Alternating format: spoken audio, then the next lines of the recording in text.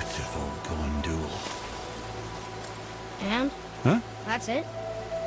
Beautiful Gondul? No story or anything? Oh, sorry, lad.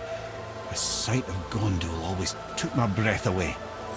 Gondul had a silver tongue, a sharp wit, and struck a figure so stunning it literally drove men insane. Odin forbid her from setting foot in Midgard after a time, as insanity is not a welcome trait in Valhalla.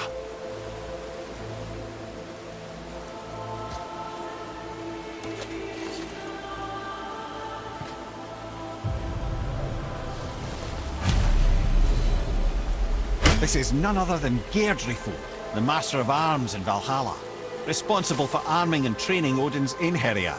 His what? His army come Ragnarok. The entire reason Valhalla exists, you see. The Einherjar wait in the Great Hall endlessly, feasting, drinking, and fornicating themselves silly. Once Ragnarok begins, Odin calls them into service to fight on his behalf.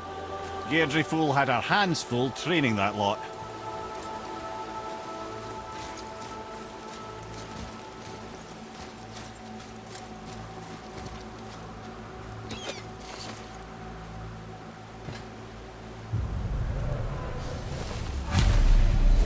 My friends, is Kara.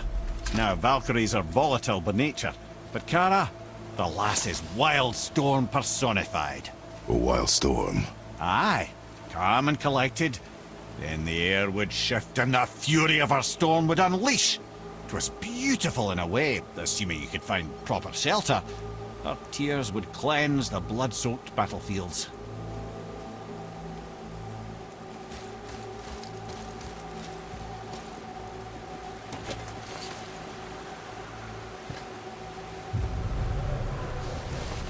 This is Rota, a chooser of the slain.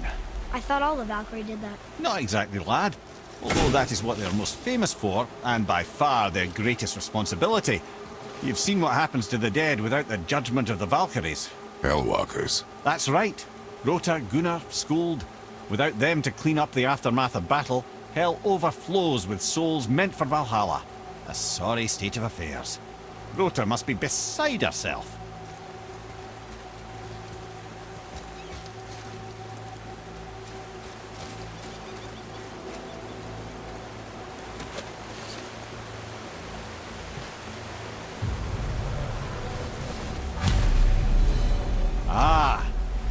We have Air, the healer.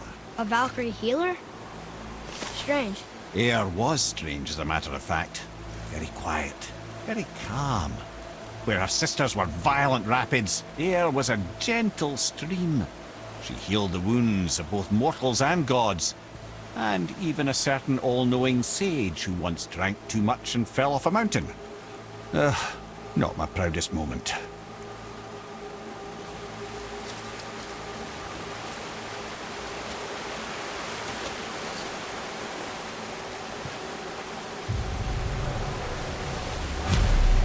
Well, Hilda, mistress of battle.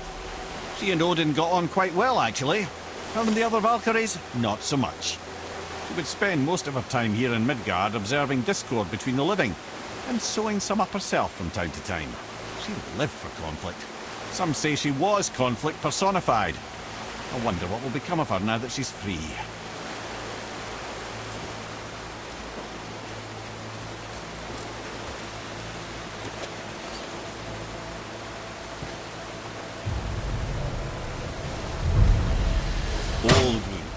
Once the daughter of a powerful chieftain, she fell defending him during a Reaver attack. Olrun was escorted to Valhalla, where she chose to devote her afterlife to the pursuit of knowledge above all else. Quite unusual behavior amongst the constant drinking and feasting of her fellow Valhallian denizens.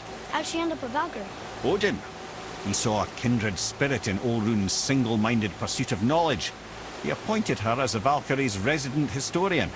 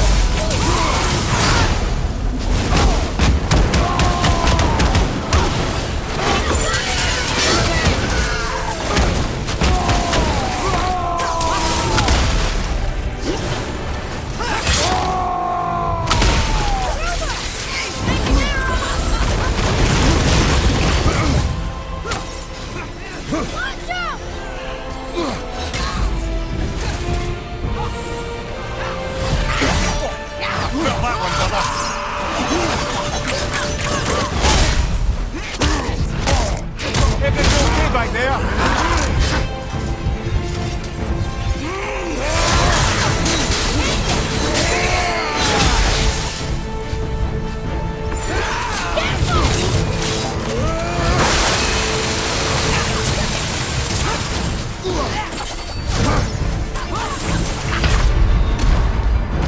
my way! Up you go! Watch out!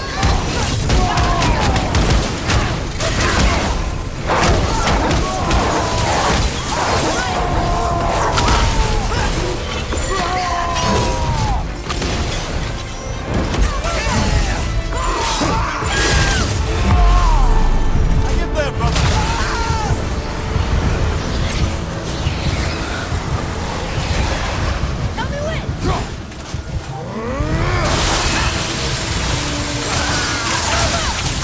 Sorry, sorry!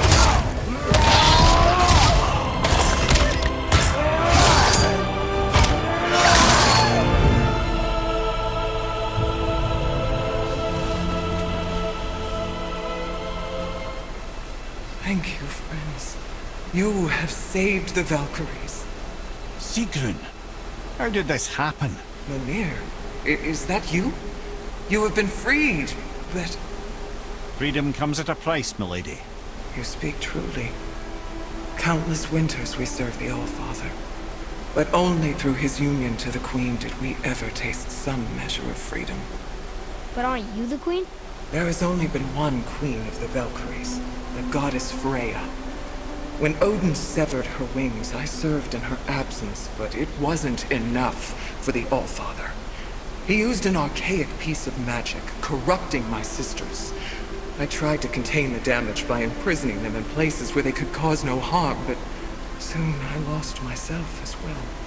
Sigrun, I'm sorry for being so worthless.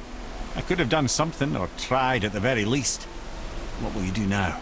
I must reunite with my sisters. Together we can restore balance to the realms. You have the eternal blessings of the Valkyries.